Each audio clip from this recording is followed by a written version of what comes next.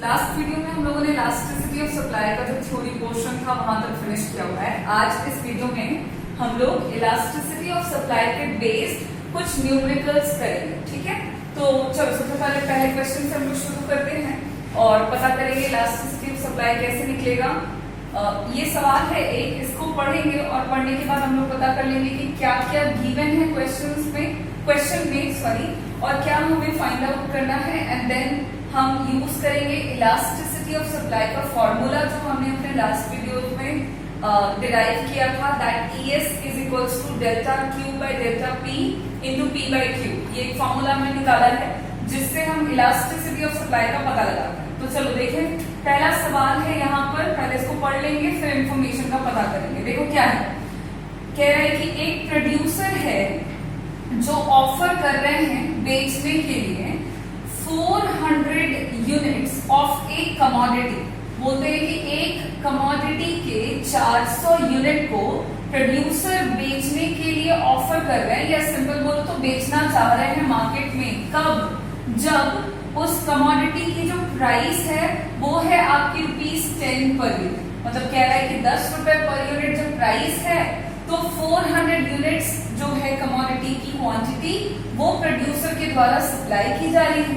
फिर कह रहा है कि बाद में क्या होता है कि प्रोड्यूसर सिर्फ और सिर्फ 200 यूनिट्स बेचना चाह रहे हैं तब जब प्राइस ऑफ द कमोडिटी जो है वो रिड्यूस हो गई है, और वो रिड्यूस होके कितनी हो गई है तो ₹5 पर यूनिट।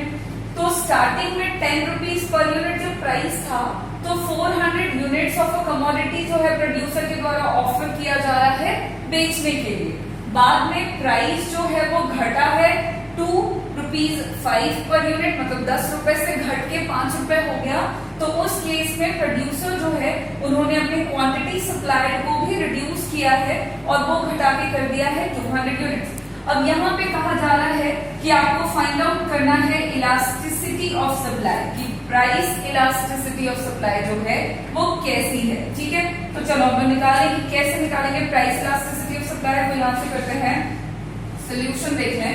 तो सबसे पहले आपको करना क्या है, बहुत ही आसान तरीके से आप ना गिवन कर लो, ठीक है। आप देख लो कि सवाल में क्या क्या दिया हुआ है, फिर अकॉर्डिंग टू फॉर्मूला हमें क्या क्या डिराइव करना है, एंड देन हम लोग सारे वैल्यूज को फॉर्मूला में पुट करके इलास्टिसिटी ऑफ सप्लाई निकाल लेंगे।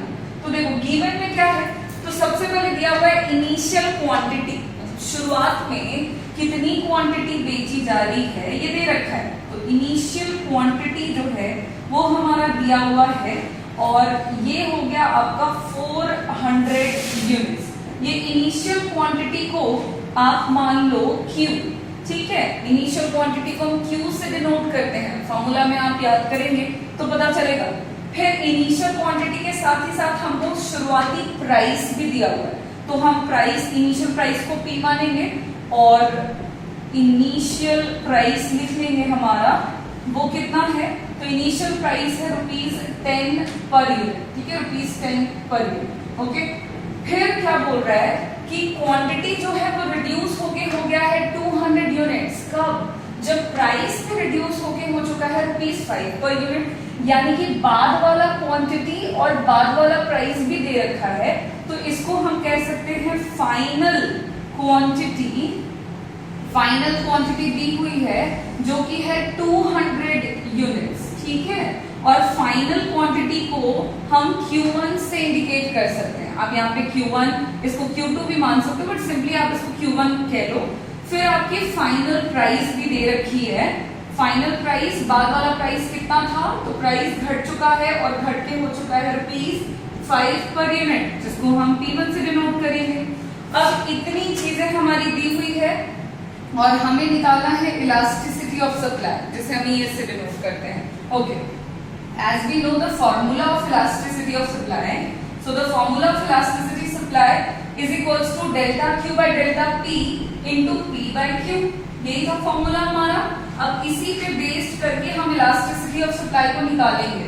तो देखो हमारे पास इनिशियल प्राइस है, इनिशियल क्वांटिटी है, यहाँ पे delta Q and delta P भी है, तो हमें पहले इन दोनों का वैल्यू निकालना होगा। अब सवाल है कि वैल्यू कैसे निकलेगा, तो delta Q means change in quantity, और जो क्वांटिटी का चेंज है वो कैसे निकलता है, तो चेंज इन क्वांटिटी आप निकालते हो फाइनल क्वांटिटी में जब आप घटाओगे इनिशियल क्वांटिटी को तो आपको मिल जाएगा चेंज इन क्वांटिटी कि कितने से चेंज हो रहा है क्वांटिटी सप्लाई। तो जरा देखना यहाँ पे फाइनल क्वांटिटी कितनी है 200 यूनिट्स और इनिशियल क्वांटिटी चाहिए हमको वो कितना है 400 यूनिट्स। इन दोनों का डिफरेंस करेंगे तो वो आएगा हमारा 200 यूनिट्स और क्योंकि यहाँ पे साइन जो है वो माइनस का जाएगा ऐसे जब निकाल रहे हैं तब। फिर चेंज इन प्राइस निकालना है हमको बिकॉज फॉर्मूला में हमारा चेंज इन प्राइस भी है, तो चेंज इन प्राइस भी सेम तरीके से निकालेंगे final price minus initial price करके। तो फाइनल प्राइस आप देखो इधर कितना है, तो फाइनल प्राइस जो है वो है आपका ₹5 पर यूनिट, ये रहा। तो 5 माइनस इनिशियल प्राइस कितना है, तो इनिशियल प्राइस ₹10 पर यूनिट, तो 5 minus 10 is equals to -5 per unit. ठीक, मतलब ये चेंज आ रहा है, ठीक है, ये चेंज को बता रहा है। अब हमारे पास ऑलमोस्ट सारे वैल्यूज हो चुके हैं। नाउ हमें इन सारे वैल्यूज को पुट करना है into the formula of elasticity of supply, and then when we putting all the values into the formula, then we get, देखो क्या प्राप्त करेंगे, डेल्टा Q का वैल्यू आया -200, डेल्टा P का वैल्यू है -5 into P indicates the initial price which is 10 and Q indicates the initial quantity which is 400। अब इसको आप जब सॉल्व करते हो तो ये 2 0 यहाँ से कट गया, ये 2 से कटा, ये 2 गया, मतलब देखो सब कुछ कट चुका है, कट करके वैल्यू आ गया है 1 बिकॉज सब कुछ कट चुका है तो वैल्यू 1 है। यहाँ पे इलास्टिसिटी ऑफ सप्लाई जो है वो आपका 1 के बराबर आया है वैल्यू। इसका मतलब है कि जो सप्लाई ऑफ कमोडिटी है वो कैसा है, तो वो आपका यूनिट इलास्टिक है। यूनिट इलास्टिक हम लोगों ने लास्ट वीडियो में अपने टाइप्स में देखा हुआ है कि यूनिट इलास्टिक का क्या मतलब होता है। यूनिट इलास्टिक का मतलब कि जितना चेंज प्राइस में होगा उसी के इक्विवेलेंट चेंज होगा किसमें, तो क्वांटिटी सप्लाई में। तो कुछ इस तरह से हम इलास्टिसिटी ऑफ सप्लाई का वैल्यू निकालेंगे। This is our answer and बहुत ही सिंपल क्वेश्चन है हमारा ये पहला। इसी तरीके से आगे हम और क्वेश्चंस करेंगे। तो फिलहाल